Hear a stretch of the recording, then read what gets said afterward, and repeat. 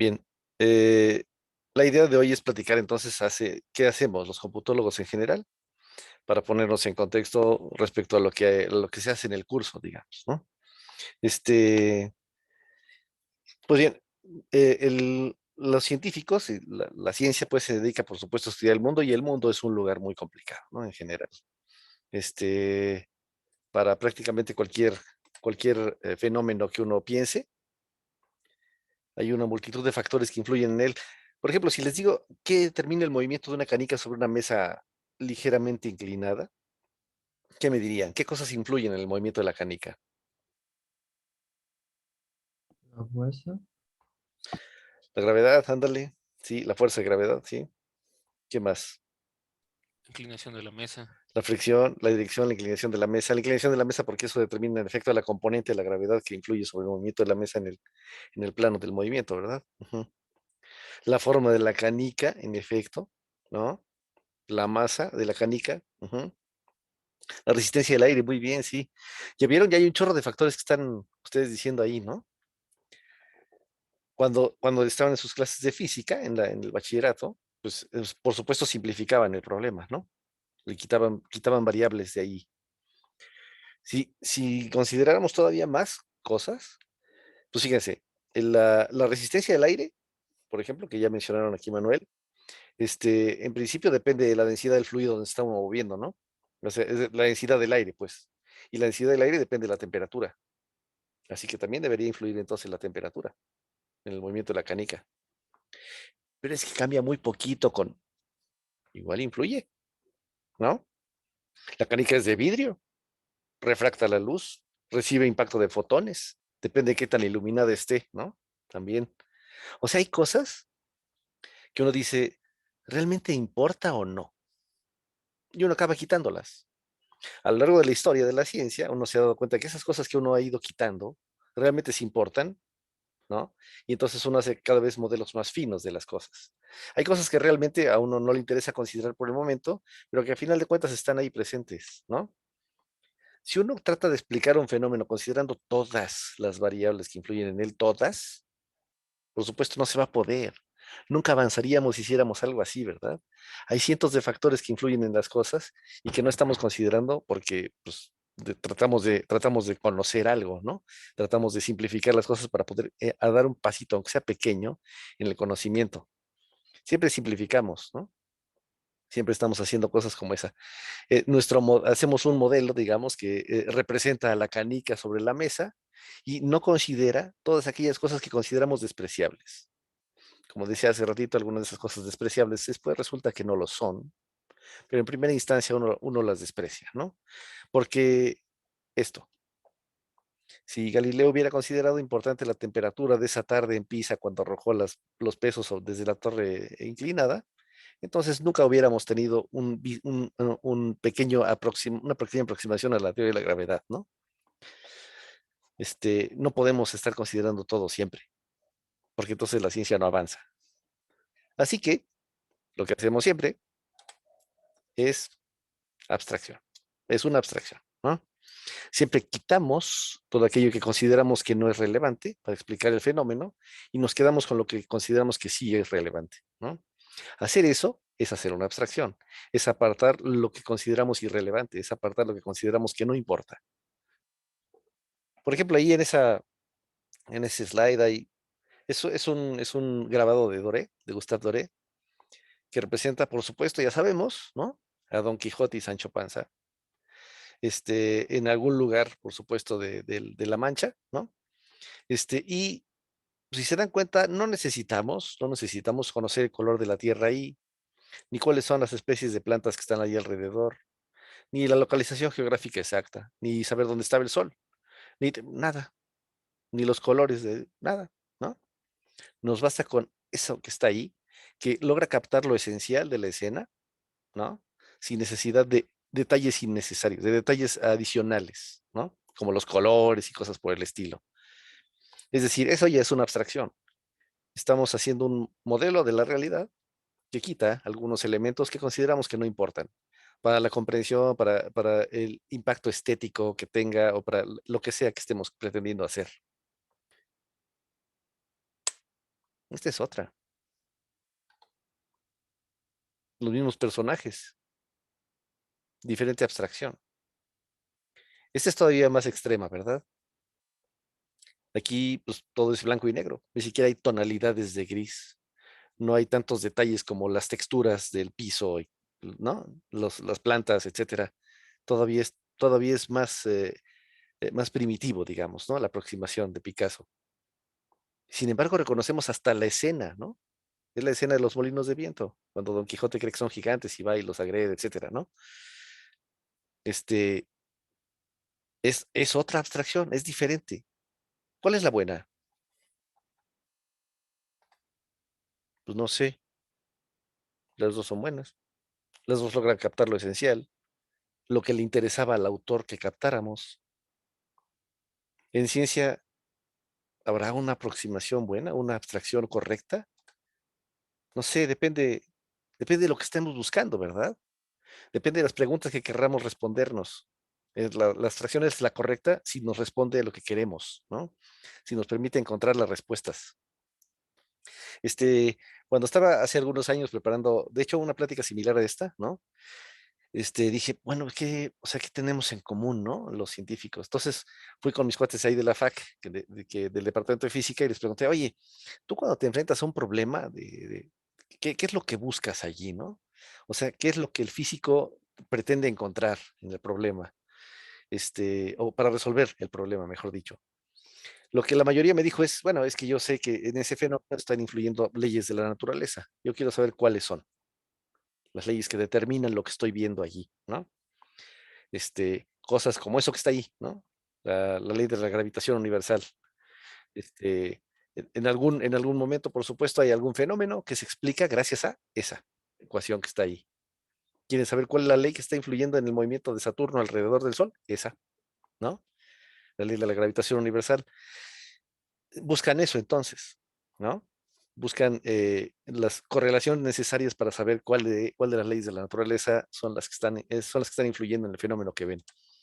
Cuando fui con mis del departamento de matemáticas, mis colegas de ahí de matemáticas, lo que muchos de ellos me dijeron es, los matemáticos siempre buscamos patrones, porque cuando encontramos un patrón, sabemos que hay estructura, ¿no? Si hay un patrón, hay estructura, y si hay estructura, se puede modelar desde el punto de vista matemático. Y entonces ya podemos indagar más acerca del fenómeno, ¿no? Siempre estamos buscando cosas que ocurren y se repiten, o que son fenómenos cíclicos, o que son, ajá, ¿no? Patrones recurrentes, algo como eso es lo que estamos buscando en matemáticas. Este, bueno, esto fue un rollo. Realmente sí, en efecto, las personas de área 2 piensan de una manera completamente diferente. Entonces ahí me costó mucho trabajo, ¿no?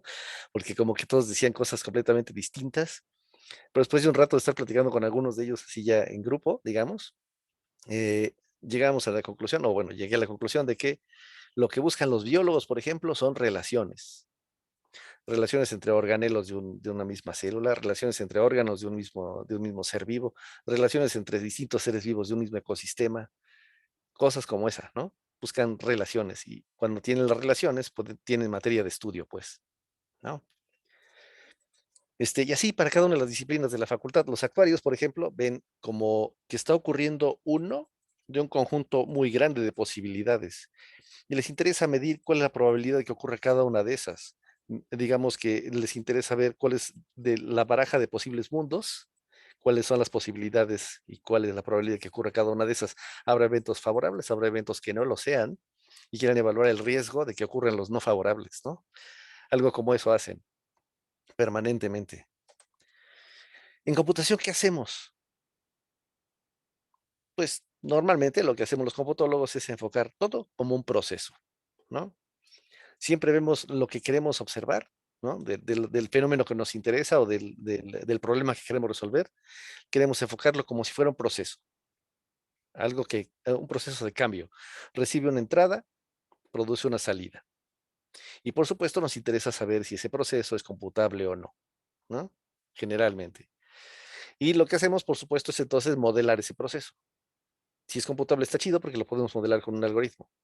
Si no, entonces estamos en problemas, pero bueno, ¿no? Procuramos irnos por ese camino siempre. Entonces Entonces, bueno, los físicos buscan leyes de la naturaleza, los matemáticos buscan patrones, los computólogos buscamos procesos, ¿no?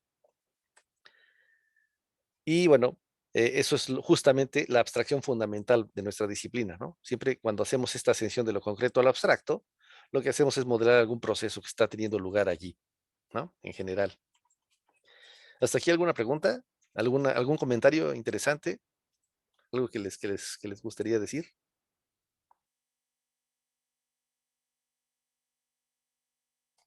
¿Qué pasó, Manuel? ¿Por qué te sorprendes?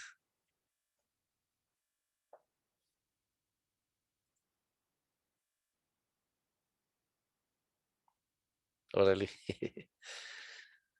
Pues sí, bueno, normalmente entonces hacemos esto, nuestra manera de abordar el mundo, nuestra manera de abordar un problema que nos interesa resolver, es justamente hacer una abstracción basada en, normalmente, procesos, ¿no? Para los computólogos.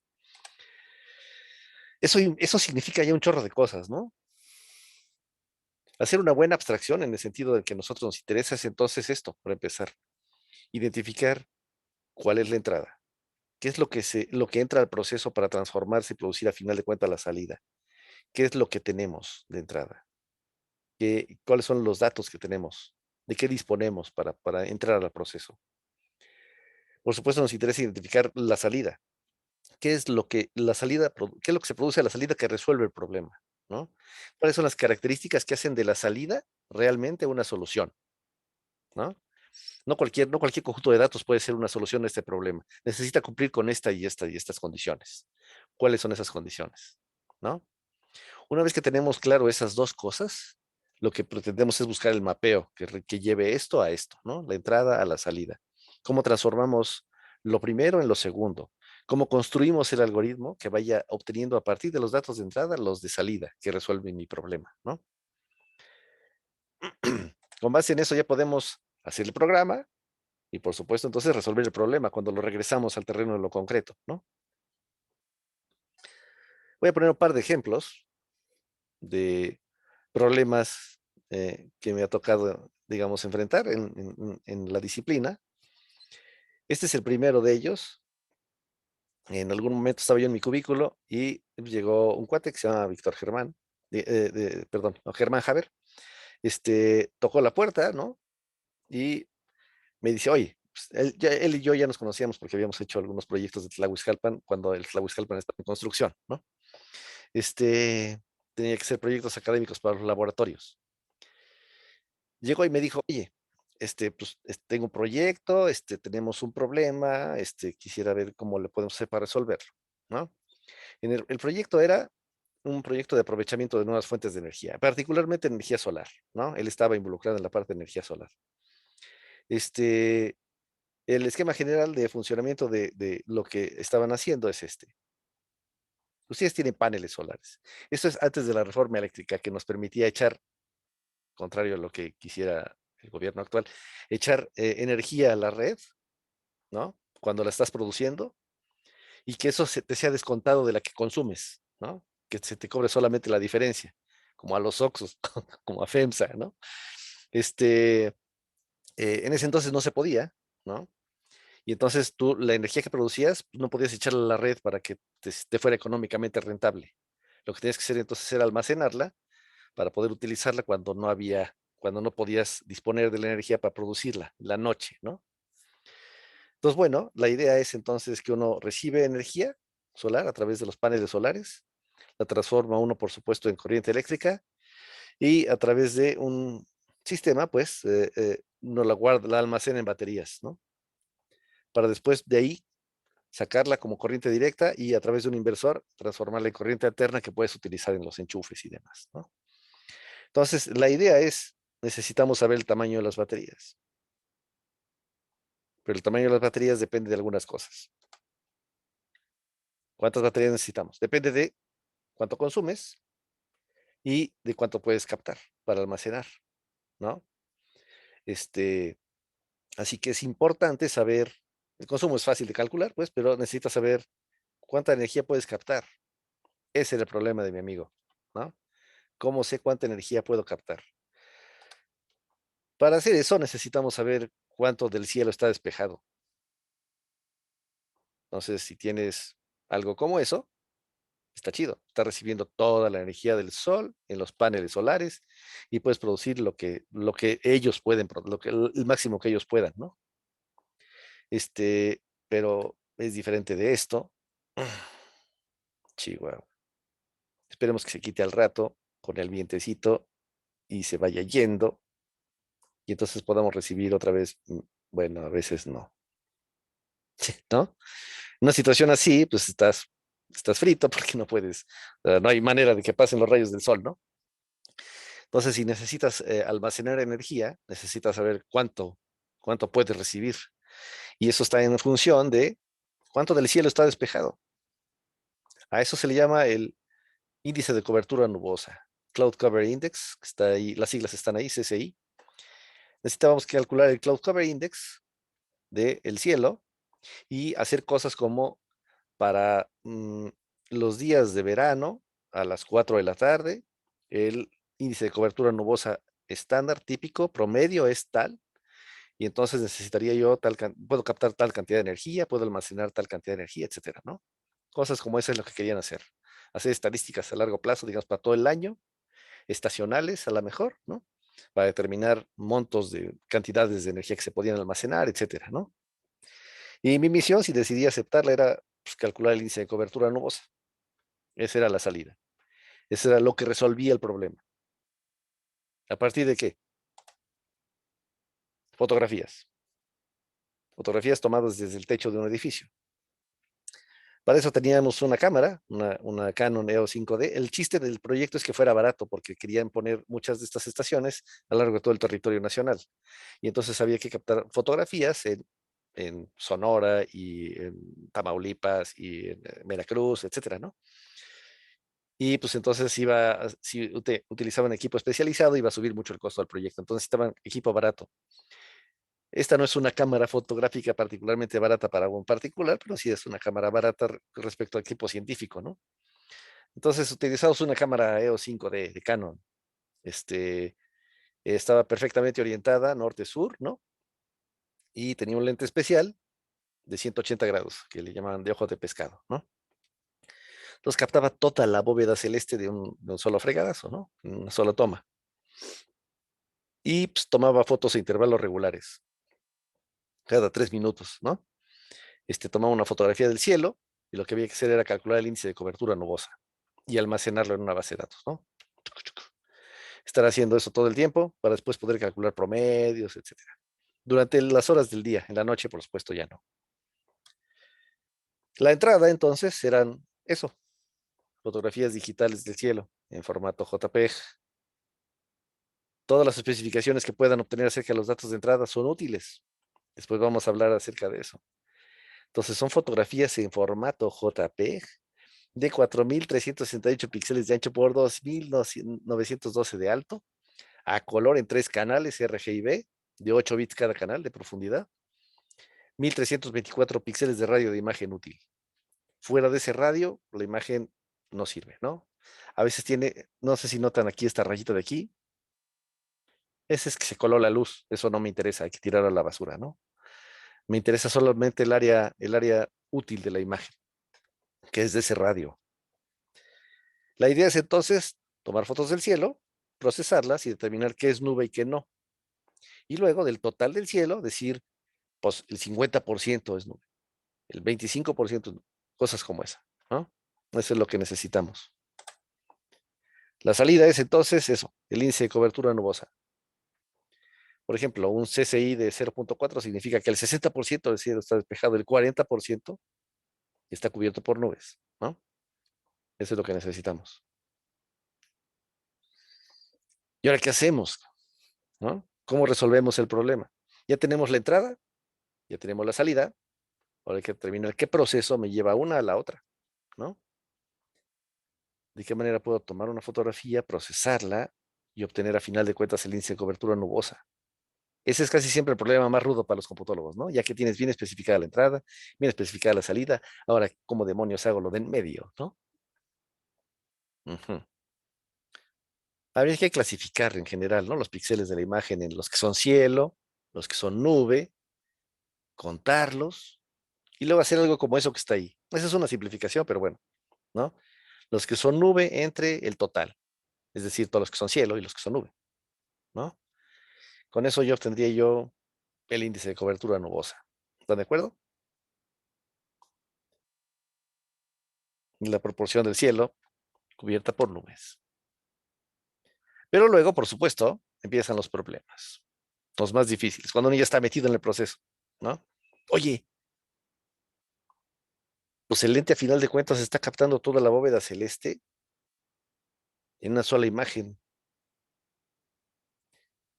Eso significa que deforma la imagen, por supuesto, ¿no? Entonces, todos los píxeles valdrán lo mismo. Si yo cuento un píxel de nube en el centro de la imagen, ¿será lo mismo que un píxel de nube en a la izquierda, al extremo de la imagen? ¿Pesarán lo mismo? No sé. Hay que averiguarlo, ¿no? Y entonces aquí viene esta parte que a lo que nos hemos referido a veces como modelación es un cierto tipo de modelación, ¿no? Pero pues hay que hacer un modelo de esto para poder saber cómo, para poder saber qué peso asignarle a cada píxel, ¿no? Eh, pues lo que hicimos fue, por supuesto, un experimento. Esta es la fotografía del experimento. Hicimos aquí una cuadrícula, cuadritos de 1 centímetro por 1 centímetro, a 1 metro, como pueden ver, a 1 metro exacto del lente de la cámara. Le tomamos una foto y luego vimos cómo se deformaban el ancho y el largo de esos cuadritos que estaban ahí. Está justamente a la mitad, es decir, es el radio, esto es el radio de la imagen, ¿no? Donde está puesta la regla con los cuadritos.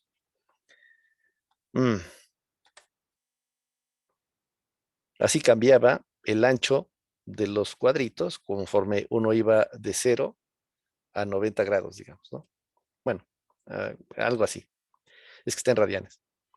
Este, y luego ese es el ancho. Y este es el largo. ¿Y ahora qué hacemos con eso? Y este es el área, entonces. Uf, qué asco. ¿Cómo hacemos eso? ¿Qué hacemos ahora, no? Este, mm, pues habría que construir un modelo matemático, una ecuación, que me diga cómo cambia el área conforme cambia el ángulo. A lo mejor con base en cómo cambia el ancho conforme cambia el ángulo y cómo cambia el largo conforme cambia el ángulo, ¿no? Pues sí, esto hicimos, ¿no? Una aproximación. Este es cómo cambia el ancho cuando cambia el ángulo. Nos salió aquí una expresión que depende del coseno del ángulo, bueno, el coseno de un múltiplo del ángulo menos una constante, ¿no? Y este es el modelo de largo, ¿no? Uno más el seno de también una expresión lineal. No es una expresión cuadrática que depende del ángulo, ¿no? Esta también es cuadrática. Ahí está, ¿no? Ese es el modelo. Ahora entonces ya tenemos un modelo para el área, si modelamos cada una de esas otras cosas, ¿no? Y ahí tenemos nuestra aproximación al área. Oye, entonces no es cierto, entonces sí es cierto que cambia el peso de cada píxel dependiendo del ángulo en el que lo estás viendo, dependiendo del radio, digamos, que has tenido que desplazarte para llegar al círculo que lo contiene, ¿no? Que contiene ese píxel. Cámara, a partir del centro, digamos. El centro tiene peso 1 y los píxeles, como te vas alejando, tienen este peso, ¿no? Y ahora entonces, pues bastaría con programar la expresión de esta cosa, calcularla para cada píxel, y entonces llega la otra cosa que hacemos siempre los computólogos, ¿no? Los computólogos, la esencia de la computación es que siempre estamos pensando en cuánto cuestan las cosas, cuál es el costo de ejecución de algo, ¿no? Y lo que dijimos fue, teníamos que procesar la foto antes de 3 minutos, 2 minutos. No vamos a poder estar calculando estas cochinas, funciones trigonométricas para cada píxel. No manches. Mejor no. ¿Qué tal que mejor? ¿Qué tal que mejor? Agarramos y decimos, para todos los píxeles que están a distancia 1 del centro, el peso asociado es multiplicar el píxel por su factor de peso. Para todos los que están a 2, es tal por el factor de peso, ¿no? Para todos los que están a 3, el factor de peso es tal. Para todos los que están a 4, para todo el radio. Y guardamos esos valores en un arreglo. Y entonces cuando te topas con un píxel dices, ¿a qué distancia estás del centro? A 5. Ah, cámara. Te fijas en el arreglo, en el lugar número 5, y este es el factor de peso de ese píxel. En una lookup table, ¿no? Este es el modelo, y este es el factor de peso. Así que lo que hicimos fue guardar ese factor de peso en un arreglo. Y entonces teníamos una lookup table que me decía para todo píxel, dado su radio, cuál era su factor de peso, y ya. Precalculé todo, ya no tenía que calcular nada cuando estaba trabajando sobre la fotografía, ¿no? Ah, bien. Ahora, ¿cómo distinguimos las nubes del cielo? Las nubes son blancas, güey. Ujú. Sí, mira. Ut. Bueno, son grises. Ajá. Ut. Este, no sé, todo lo diferente al azul. Ándale, más o menos. Ahorita, espérate. El cielo es azul, ¿no? Ajá. Chale. No, es que estamos trabajando en el espectro visible, ¿no? Un mapa de calor, pues, no. ¿Cómo la distinguimos, no? Y entonces empezamos a pensar en cosas debrayadas, como pues, determinar estadísticamente cuáles son cuáles, utilizar una red neuronal para determinar cuáles son cuáles, y luego, pues, rascándole, otra cosa que hacemos los computólogos, muy importante. ¿Alguien ya resolvió este problema antes? ¿O algo parecido? ¿Sí? Ah, ¿en qué se parece la solución de ese problema a la solución de este? ¿Puedo reutilizarla? ¿Puedo ahorrarme trabajo y tiempo y costo utilizando algo que alguien ya hizo?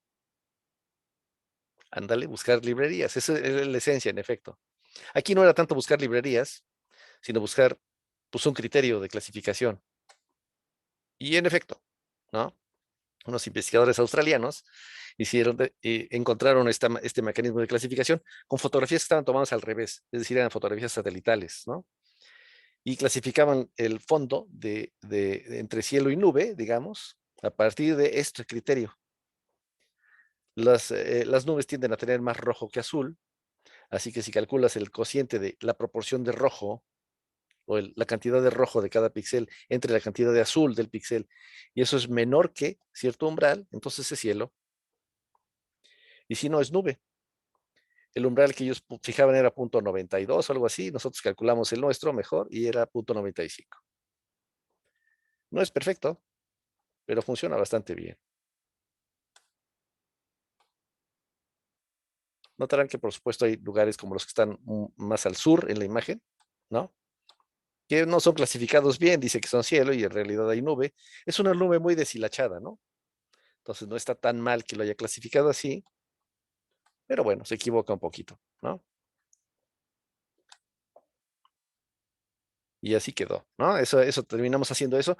Primero lo programamos, bueno, primero lo programé en Java, se tardaba un chorro, y sí, después a lo largo del proyecto fue cambiando el tiempo de toma de las fotos, y entonces llegó un momento en el que el tiempo de toma de la foto era más corto que lo que se tardaba en mi programa, y entonces había que hacer otra cosa.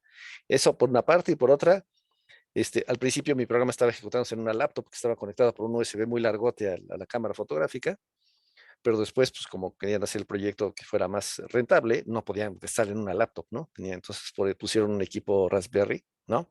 Para conectarlo a la cámara fotográfica. Y entonces tenía que ejecutarse en un sistema bastante más chiquito, con bastantes menos recursos, más limitados, ¿no? Y entonces acabé programándolo en C. Y en efecto, sí hay bibliotecas, como bien ya señalaron, ¿no? Bibliotecas para procesar, bueno, para leer imágenes JPG y PNG, para leer los datos EXIF, los metadatos, digamos, puestos en cada JPG, que tenían la orientación y la ubicación geográfica, etcétera, ¿no? Para poder calcular cosas. Y ese programa estuvo ahí como 5 años ejecutándose todo el tiempo y nunca se cayó. Eso estuvo chido. Y tomó gigas y gigas de fotografías, ¿no? Otro problema, también es un problema al que me enfrenté en algún momento, de hecho en mi doctorado, ¿no? Este, pero derivó en otra cosa. Ahorita les explico. Todos los organismos vivos del planeta son lo que son de acuerdo con las proteínas que producen, ¿no? Y esas están codificadas en su ADN. En ciencias de la computación. Mi tarea, digamos, mi trabajo de doctorado era hacer un mecanismo de compresión de datos eficiente, ¿no? Pero de Braillon en otras cosas. Van a ver. Eh, el código genético está hecho pues, de una cadena de ADN, ¿no? Que se transcribe en ARN y se traduce en proteínas después. Como sabrán, como recordarán seguramente de la secundaria, bueno, del bachillerato, hay 4 bases nitrogenadas, ¿no? Las purinas, adenina y guanina, y las pirimidinas, la citosina y la timina, o el uracilo, si estamos en ARN en vez de ADN, ¿no? Y se enlazan siempre así, la adenina con la timina y la guanina con la citosina, ¿no? O guanina con uracilo, si estamos en ARN. Pues bueno, eh, lo que producimos, las proteínas que producimos están en función de esa cadena. Y a los médicos, a los biólogos, a los biomédicos les interesa algo como esto. Patrones del código genético que se repiten con frecuencia, porque pueden tener un significado biológico importante para una cosa que ellos llaman pathways, que son rutas metabólicas, ¿no? Eh, hay cachos del ADN que permiten la expresión de alguna proteína o no, la inhiben o la promueven, ¿no? Les interesa encontrar esas cosas, les interesa encontrar esos que llaman ellos motifs, que son patrones que están puestos en la cadena genética y que determinan si se expresa o no otra por más adelante, ¿no? Entonces, bueno, eso es lo que les interesa obtener y esos motifs son patrones, como los que estaba yo buscando, más o menos, para comprimir datos. Hay que encontrar patrones significativos en secuencias genéticas, ¿no? La entrada es una secuencia genética en formato FASTA, o sea, es texto, ¿no? A, C, T, G, C, G, T, A, etcétera, ¿no? Una cadenota de letras que es las bases púricas y pirimidínicas que estaban en la cadena, ¿no? La salida, lo que querían era pues un conjunto, el conjunto más significativo de patrones que hayas encontrado en las secuencias. ¿Qué significa eso de que sea significativo? Que aparezca muy frecuentemente y que sea un patrón grande, relevante, ¿no? Eso, que sea un patrón grande y frecuente. Mientras más grande sea, mientras más larga sea o más cosas tenga expresadas, más importante es. Mientras más frecuentemente aparezca, mejor, ¿no? Así que había que buscar patrones en la secuencia. Ujú. Estamos acostumbrados, por supuesto, a buscar patrones en secuencias de texto, ¿no?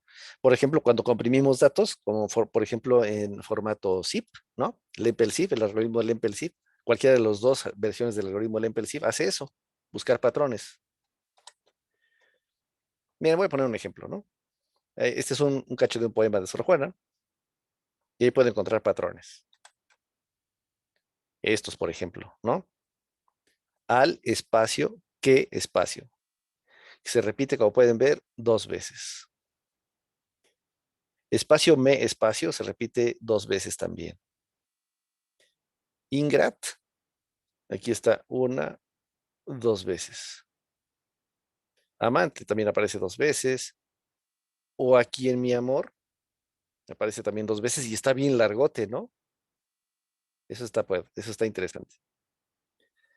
Entonces hay patrones aquí, ¿no? Presentes y los podría yo utilizar para ponerlos en un diccionario como este que está aquí. Digamos que pongo el patrón número 1, ¿no? El patrón número 2, el patrón número 3. Y entonces cada vez que aparezca ese patrón en el texto, mejor en vez de poner el patrón, pongo la referencia al diccionario, ¿no? Y digo algo como esto. Primero va el patrón número 1, luego el patrón número 2, luego una O, luego el patrón número 3, luego el 8, luego una A, ¿no? Y así. Algo como eso podría ser. Y entonces comprimo el texto utilizando referencias, ¿no?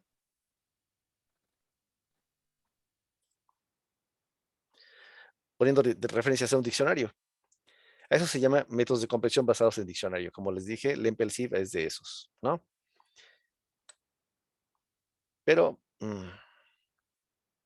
los patrones que hemos visto hasta ahorita son cadenas de texto que se repiten.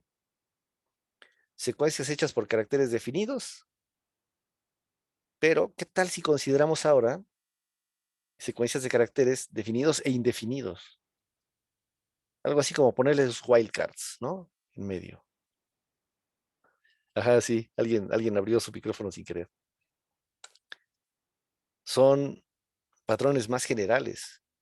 Busco algo como esto, miren, aquí tengo otro ejemplo de texto. Probablemente si la poca agua que logró salvar del incendio no hubiera sobrevivido lo suficiente, a pesar de los pantalones incendiados, etcétera, ¿no? Es un texto de un cuento, una novela, no me acuerdo.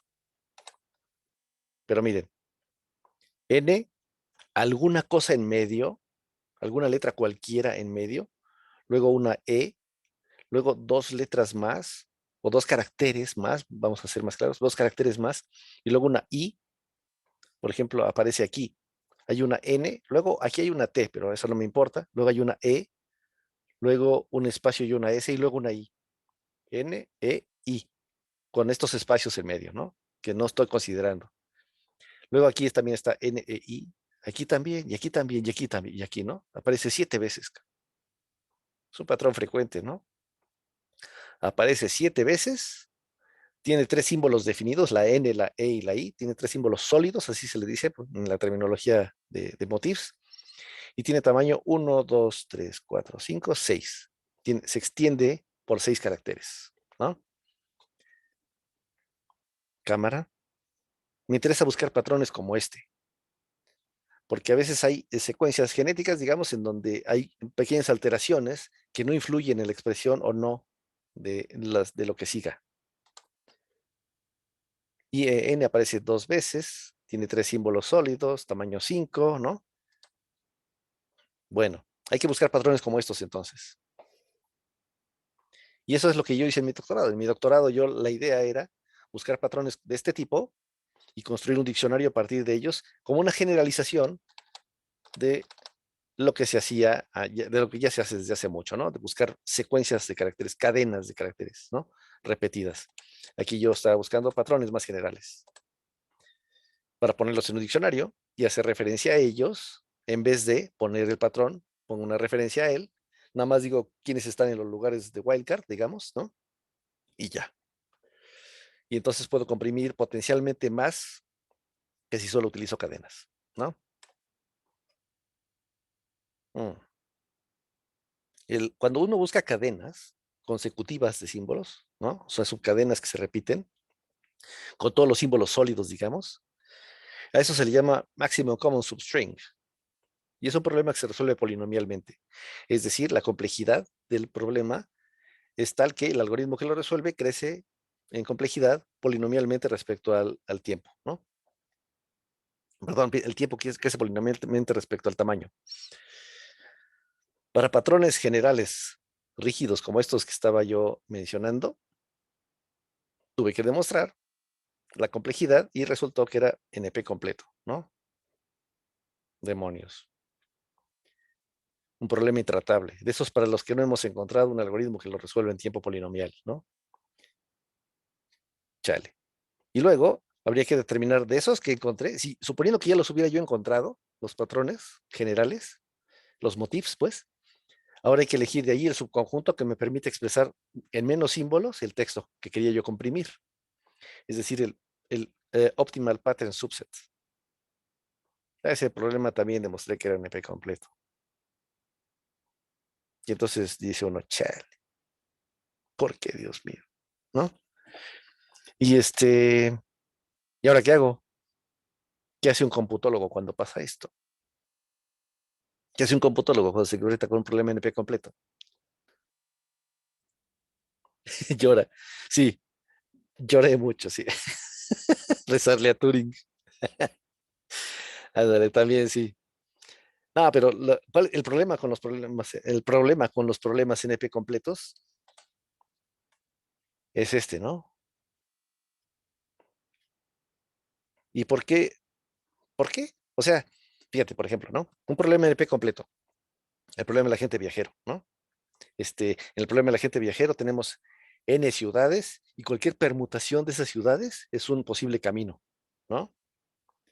NP completos son los problemas más difíciles de entre los problemas NP duros, ¿no? Y se demuestra que hay una equivalencia entre todos ellos, ¿se acuerdas? Cada problema NP completo puede ser mapeado en cualquier otro en tiempo polinomial, y si resuelves uno de estos, puedes mapear su solución en tiempo polinomial a la del otro. Hay un mapeo polinomial entre ellos siempre. Y son los problemas más difíciles, digamos, entre los computables, ¿no? Esa es la idea un poco. Esa es la característica, ¿no? Que el tiempo que tardas en resolverlo crece conforme crece el tamaño de la instancia muy rápido, ¿no? Y ponía yo el ejemplo del problema del agente viajero, tiene n ciudades, y cualquier permutación de esas n ciudades es una posible solución, ¿no? Al problema del agente viajero, que consiste en visitar todas las ciudades al menor costo posible, asociándole costos a el viaje entre ciudades, ¿no? Por cierto, regresando a la ciudad de origen. El espacio de búsqueda es el conjunto de todas las posibles permutaciones de ciudades. ¿Estamos de acuerdo? Bien.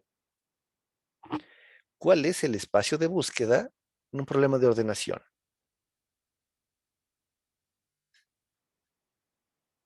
En un problema de ordenación de n enteros desordenados, pues el espacio de búsqueda es el conjunto de todas las posibles permutaciones de esos n enteros. El tamaño del espacio de búsqueda de un problema de ordenación es el mismo que el tamaño del espacio de búsqueda de un problema del agente viajero. Sin embargo, un problema de ordenación lo resolvemos a lo más si somos muy tontos en tiempo cuadrático. Y el problema del agente viajero no hemos encontrado cómo resolverlo en tiempo polinomial. ¿Por qué? Porque explotamos siempre cosas que sabemos del espacio de búsqueda, ¿no?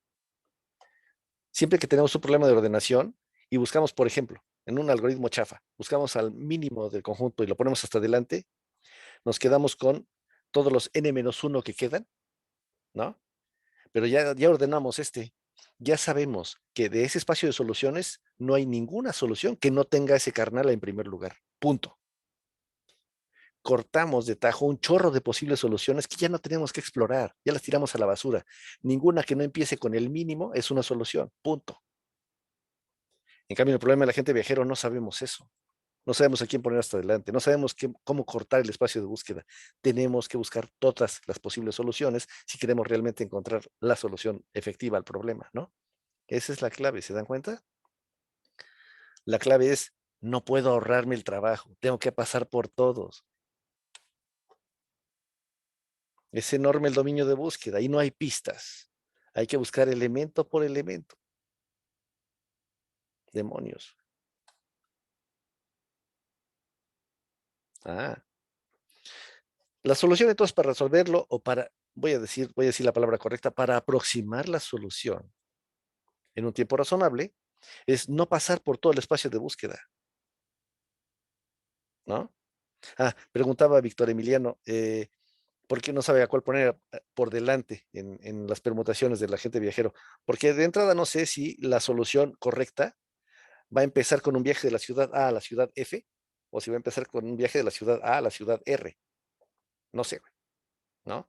No sé cuál es la solución correcta, porque no sé cuál es el ciclo completo. Lo que me queda entonces en los problemas NP completos es no pasar por todo el espacio de búsqueda, porque eso sale caro. Oye, pero si no pasas por todos los lugares, entonces a lo mejor te perdiste de la solución de veras, ¿verdad? Pues sí, ni modo. Digamos que la idea es hacer una heurística, una búsqueda que no sea lo tonto para garantizar que voy a encontrar una solución no tan mala. A lo mejor no es la solución efectiva de veras, la menor, el mínimo de todos, no. Pero a lo mejor es una que no tiene un costo tan alto. Y ciertamente la encuentro en un tiempo más razonable que si exploro todo el espacio de búsqueda, ¿no?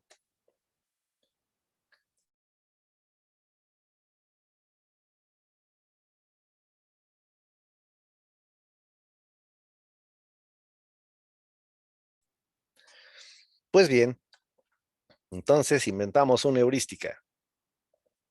Ya sabemos que un patrón es mejor cuanto más grande sea, cuantos más símbolos sólidos tenga y cuanto más frecuente sea. Así que, pues mi tutor de doctorado y yo inventamos una cosa que se llama el cubrimiento, el coverage, y dijimos, pues mientras más símbolos del texto que quiero comprimir estén cubiertos, por el patrón, mejor. Y entonces establecemos un compromiso entre número de símbolos sólidos y frecuencia, ¿no? Que ese era como el problema difícil aquí, establecer como un compromiso bueno entre qué tan frecuente es un patrón, los patrones más frecuentes son símbolos solitos, y qué tan grande es, ¿no? El texto completo es el más grande que hay y aparece solo una vez, ¿no? Entonces hay un compromiso entre esos dos extremos. Y el cubrimiento nos daba una buena medida de ese compromiso. Y entonces buscamos patrones sencillos y frecuentes, ¿no? Y luego tratamos de unirlos para construir patrones más grandes, etcétera, ¿no? Una heurística. Y luego usamos un algoritmo genético para buscar el mejor conjunto de patrones. Y pues resultó en un programa que realmente, en efecto, encontraba un conjunto no tan malo de patrones que me permitía comprimir textos, ¿no?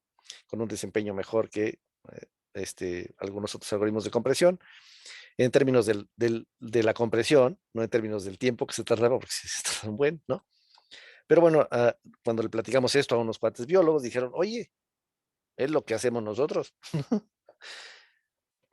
Y bueno, entonces así acabé haciendo cosas de bioinformática. Ajá, nunca sabemos si la solución que encuentras con una heurística es la mejor solución en efecto. En general no puedes saberlo, ¿no? Bien, ¿qué concluimos de todo esto? Es interesante porque las ciencias se pueden distinguir por lo que estudian, por cómo lo estudian, y hoy día es más útil hacerlas por lo segundo, ¿no? Es más útil clasificar a las ciencias en términos de cómo abordan el problema en vez de qué cosas se estudian per se, ¿no? O sea, no hay problemas de biología, no hay problemas de física, hay problemas. Y un físico los va a abordar diferente de un biólogo y los va a abordar diferente de un computólogo. Y eso está chido, porque déjenme decirles, además de todo, que los problemas que van a tener que resolver ustedes en su generación, ¿no? Los problemas globales rudos del mundo, como cosas como estas pandemias o como el cambio climático, como, etcétera, son problemas multifactoriales. No es un problema de biología, no es un problema de medicina, no es un problema de física, es un problema. Y hay que resolverlo como sea, porque de eso depende la supervivencia de nuestra especie, ¿no? Y entonces, por supuesto que todas las disciplinas tienen algo que aportar allí. Eso está chido. Lo interesante es que nuestra disciplina, la computación, aporta una abstracción muy importante y fundamental para abordar los problemas, que es este proceso, ¿no? Abordar las cosas como un proceso siempre es útil. Y bueno, por supuesto, modelar el proceso en términos computacionales resuelve o aproxima la solución a muchos problemas muy diversos, ¿no? Como el de física o como el de biología que abordamos eh, en esta exposición, ¿no? La computación, pues bueno, claro, no solo ha redundado en productos tecnológicos, también es per se una manera de observar el mundo, una manera de abordar el mundo. O sea, también nos ha proporcionado pues, cultura científica, ¿no?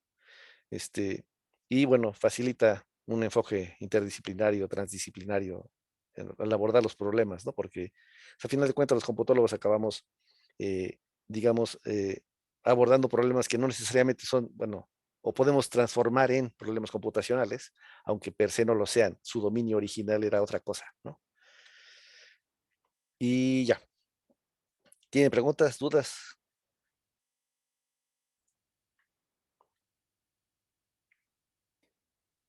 La idea de esta charla es captar la esencia de lo que van a hacer de aquí para adelante en su vida. Este, son computólogos y son versátiles per se, ¿no? Este, lo que nosotros hacemos es útil, muy útil para resolver muchas cosas, no solo problemas de computación, ¿no?